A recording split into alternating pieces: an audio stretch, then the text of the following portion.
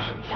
Come on, it ain't no such thing. Now, it ain't gonna hurt you none. I got things to do. The first thing you gotta do is sit down here and get your hair cut. My hair don't need cutting.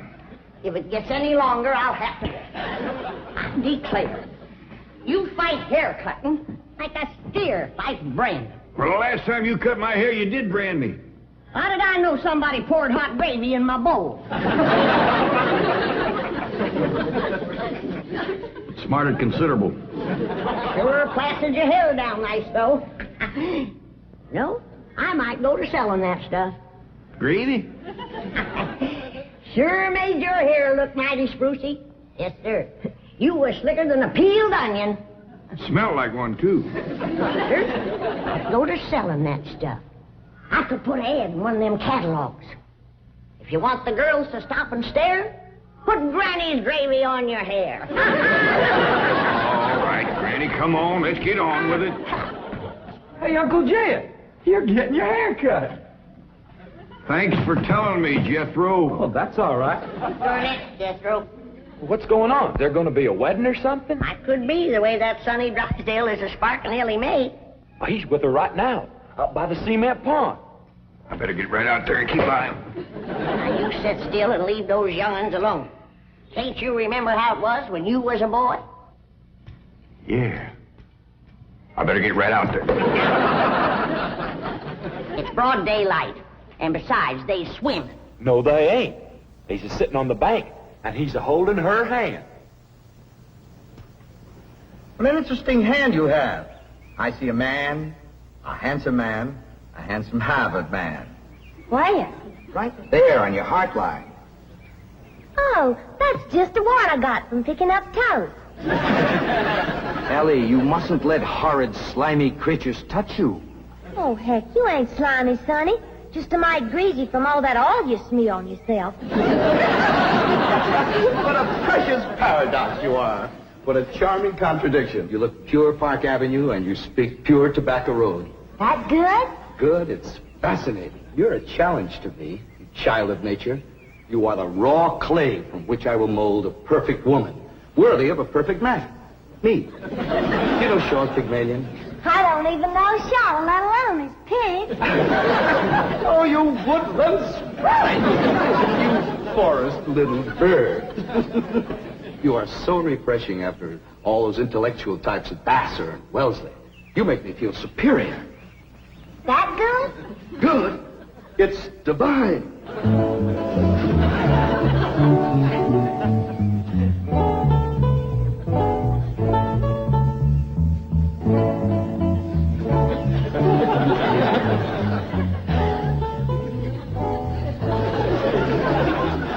I am Caesar. You are a fair-skinned captive, a barbarian slave. Shall I drag you through the streets of Rome behind my chariot? Or shall I throw you into the arena with my lions?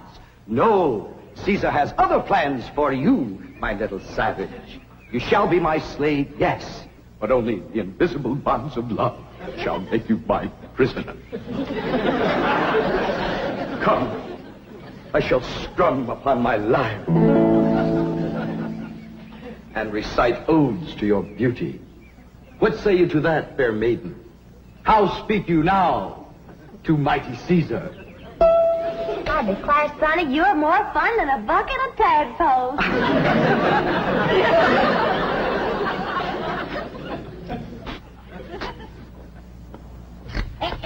Sit still, I'm liable to lop off a ear. Well, doggone it, Granny. Hurry up. I gotta get out there and keep an eye on Sonny and Ellie. You want me to go out and see what they's up to, Uncle Jed? Now, you just sit still, the both of you. I expect Ellie Mae to get a husband if you don't let the boy spark her. Well, Ellie ain't never been learned about such things. Jed, sparking is like breathing. You don't learn to do it.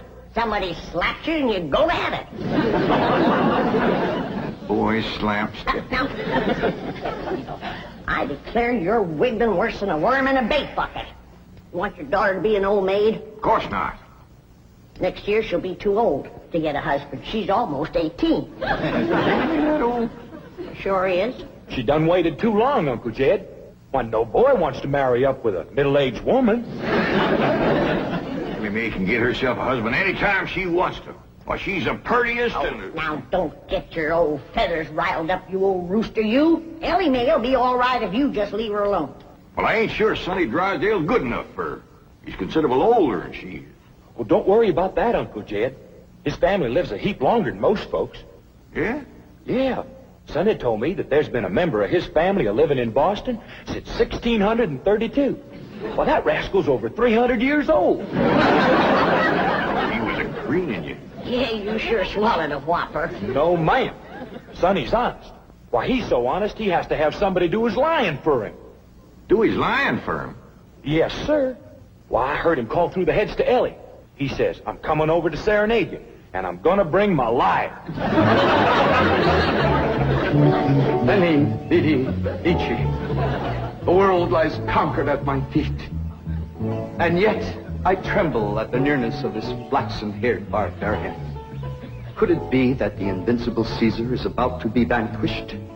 Not by the spears and arrows of the Gallic tribes, but by Cupid's dart? Yes, fair maiden, you have done what your fierce kinsman could not. You have brought mighty Caesar to his knees. Come, I will take you to my palace, and there compose odes to your beauty. See yon window. 'Tis the Emperor's suite. There I shall woo you. Mother!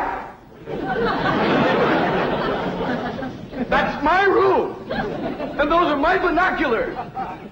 You're not supposed to spy on the Emperor. What are you trying to tell me, Sonny? Mumsy can see you, but she can't hear you.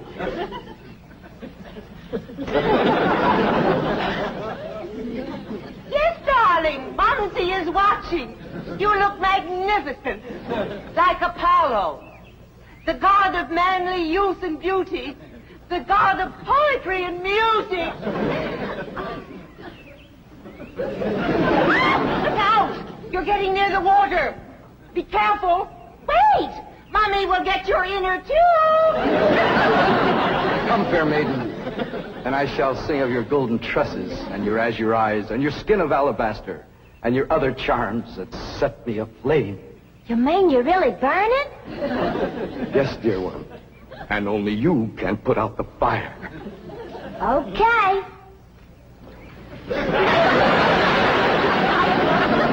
How's that, Sonny? You feel better now?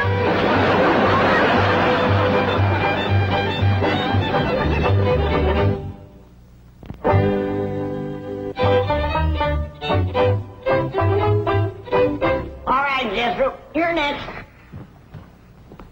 Oh, hi, Ellie Mae. Where's Sonny? Well, he run home to his mama. You didn't throw him down and hurt him again, did you? Shucks no, Pop. He caught fire, so I wetted him down in the pond. Sounds like you done the right thing. How'd you catch fire? He said it was my charms that fit him to burning. What charms was you toting? Well, just my sack of crawdad bones and my buckeye. You never heard of crawdad bones and a buckeye starting a blaze? What happened to your rabbit's foot? I didn't have it. There you are. You can expect trouble when you ain't toting a rabbit's foot. You know what my teacher over at Pot School said about toting a rabbit's foot? What? She said it's a superstitious invocation contradicted by scientific knowledge. It's always nice to know you ain't been doing something foolish. Don't you worry none, Ellie. You go jump into a purty dress, and I'll whop you up a love charm that I guarantee will bring Sonny Drysdale back. Yes, I am, Mother. I'm going back. Sonny, darling, you're delirious. Here, breathe some of this penicillin. I'll send for an ambulance. Mother, I am perfectly all right. Of course you are, precious. A nice rest in an oxygen tent is all you need. I don't need an oxygen tent or an ambulance. All right, just relax. And Mumsy will call the police. Police? But of course. I mean to have that violent, dangerous girl arrested for attempted drowning. Mother, you will not call the police. I'm going back there right now to see Ellie Mae. Ah, darling, that's very brave of you, but you're in no condition to make a citizen's arrest. Mother, I'm not going to arrest her. I want to help her, to work with her, to tutor her. What? She's like a wild, wonderful jungle cat, and I'm going to tame her. Sonny, you are delirious. I'll call the doctor. Mother, my mind is made up. That girl needs me. For the first time in my life, somebody really needs me. I need you. The whole world needs you. Ellie Mae Clampett needs me, and I need her. I'll be her Pygmalion, and she'll be my Galatea. Sonny, you're not becoming emotionally involved with that creature. She's not a creature, Mother. She's a girl. A wild, wonderful, beautiful, ravishing girl. Yes, I am becoming emotionally involved. I forbid it. She's not socially acceptable for my baby. Mother, I'm not your baby anymore. I'm a man in search of a woman.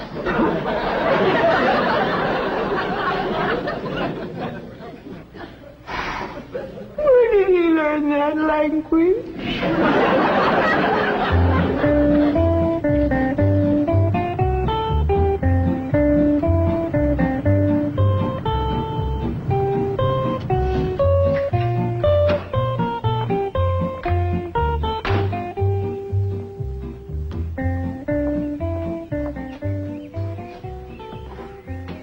Hello, Duke. You noble veteran of the chase. Are you homesick for your forest paths and mountain trails? You look like a cashier waiting for the bank examiners to arrive.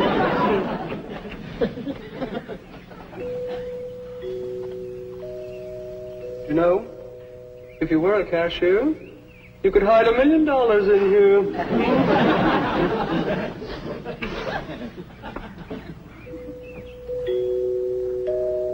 There goes that music again. Did you ever find out where that's coming from? No, sir, I didn't. Every time I went to looking for it, somebody always come to the door. This time I'm gonna find it for sure. You see? Oh, bonjour, Jeffro. Oh, howdy, Miss Hathaway. No. When I say bonjour, Jeffro, you say bonjour, Mademoiselle Jane. Now say it. Bonjour, Mademoiselle Jane. Bonjour, Mademoiselle Jane. That's very good. Except for the mwah. Must be soft. Mwah. What? No. Watch my lips closely. Mwah. Try that. What? Try it again. What? That's closer. Try again. What? Once more. What? Close in on her, Jethro. Oh, Mr. Clampett, I was attempting to teach Jethro to articulate the Gallic diphthong. No matter what fancy name you call it, he ain't very good at it. He'll learn. But now to the purpose of my visit. Is Sonny Drysdale here? No, but he will be. Granny's out in the kitchen wamping up a love charm for Ellie to give to him. She says it'll bring him on the run. Mr. Clampett, I am reluctant to disillusion you about so-called love charms, but they are mere superstitious invocations and have been proved to be completely ineffective. Granny sets great store by him.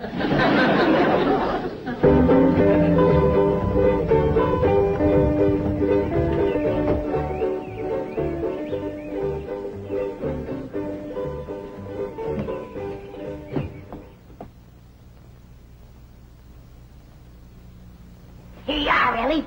One guaranteed love charm. Guard it with your life. What's in it, Granny? Oh, I darsn't tell you. Leastways, not just yet.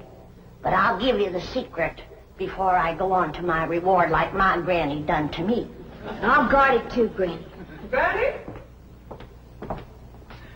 Granny, Mr. Clampett tells me that you've conjured up some sort of love charm for Ellie Mae. Right here it is. It's made out of all secret stuff.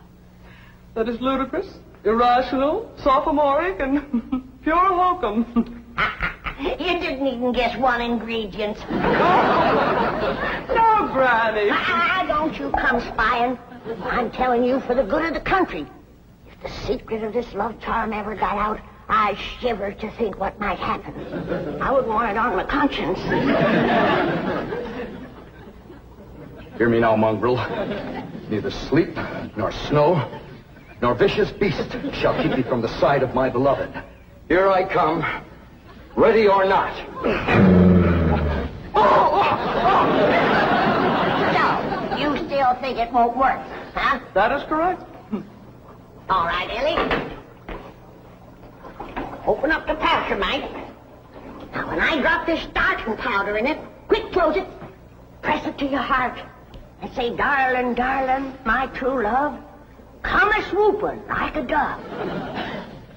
Darling, darling, my true love, come a-swooping like a dove. This is Ellie! Ellie! I have flown to your side in spite of all danger. What fate, what power have I to thank for giving wings to my feet? That little old charm maker, me.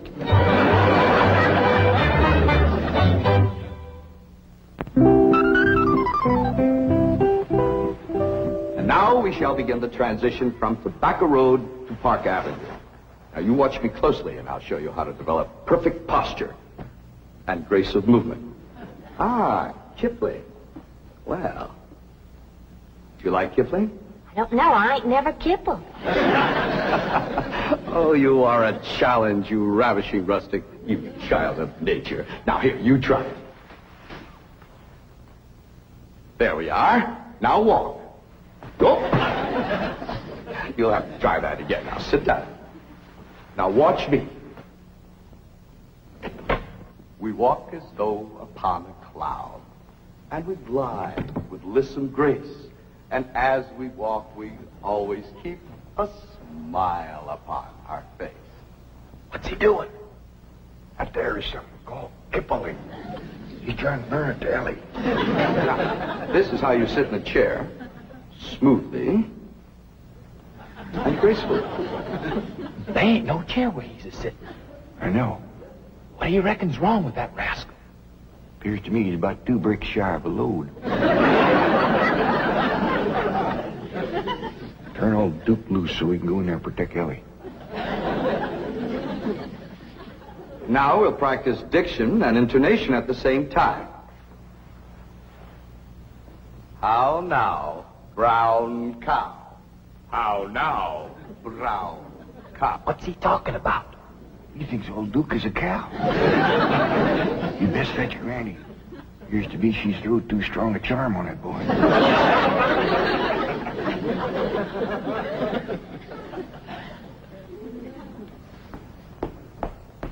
Here you are. One guaranteed charm.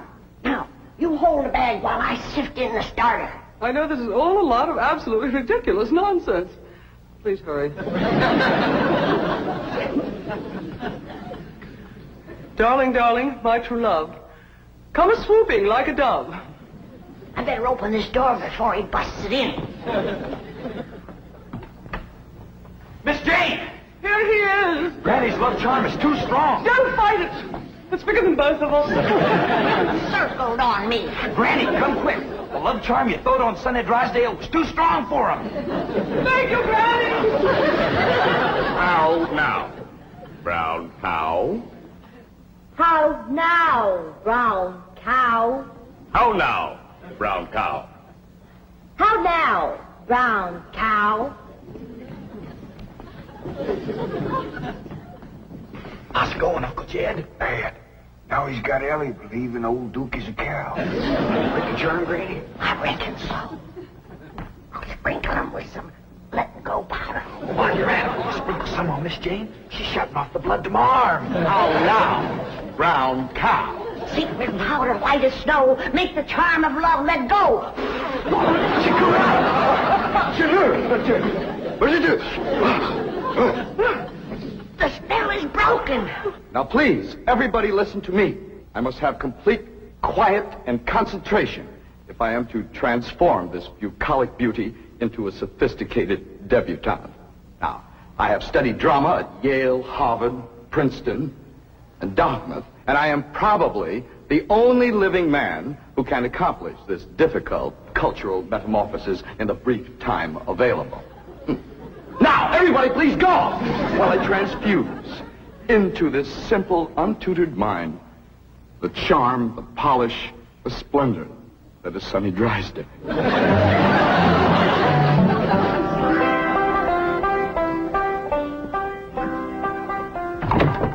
Jed? Hi, Granny. Is Ellie and Sonny still in that room alone? He was the last time I was listening, a couple hours ago. They was talking about the rain in Spain, a land in the plain. Well, I guess he can't be up to no nonsense if they're talking about the weather. Doggies, I can't wait to see Ellie all polished up and talking like Sonny and Miss Jean. While you're waiting, I got something for you. What is it? A love charm. What in Sam Hill I want with that? Ain't what you're wanting, it's what you're getting, a woman. And it's high time you got one, being a widower. Besides, the moon is right. That's why this stuff is working so high-fired powerful. So here. Well, I ain't interested in none of these la-di-da Beverly Hills women, so here. Well, they're interested in you, so here. Who said? Jethro says. Jethro don't know nothing, so here. I reckon Jethro ought to know what's going on in his own school. Besides, I saw her making sheep's eyes at you, so here. You caught who making sheep's eyes at me? Mrs. Millicent Schuyler Potts, that's who. Oh, now. You did? How'd you get a woman like that? Jethro says she asks for you every day. Oh, what'd she want with an old mountain goat like me? I was to put a little starting powder in there, and you was to say the magic words. No woman could resist you. I don't hold with stuff like this. You're scared, ain't you? Oh, I ain't a scared. Then go ahead. I double dog dare you. Well, Open the pouch-a-mite. Now, well, this is just a lot of doggone nonsense. close it tight, clamp it to your heart, and say the words.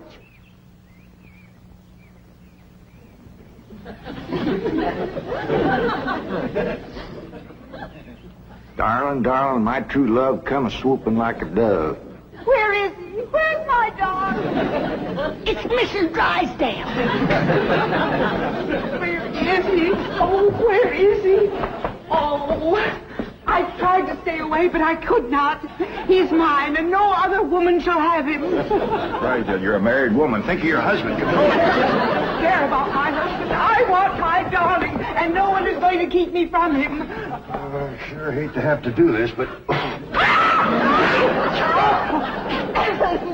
Sonny, where are you, Sonny? He's inside with Ellie Mae. Now, if you just calm yourself down, I'll go and get him. Thanks for coming, Miss Drysdale.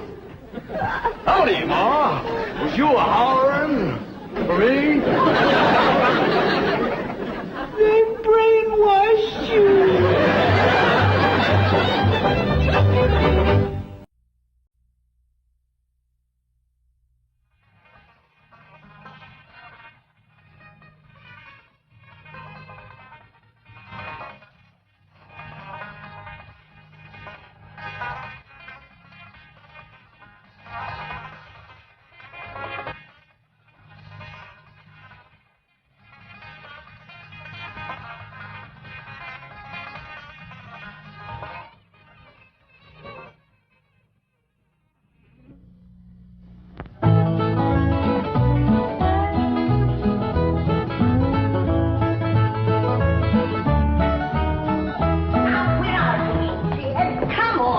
There's a lot of darn nonsense.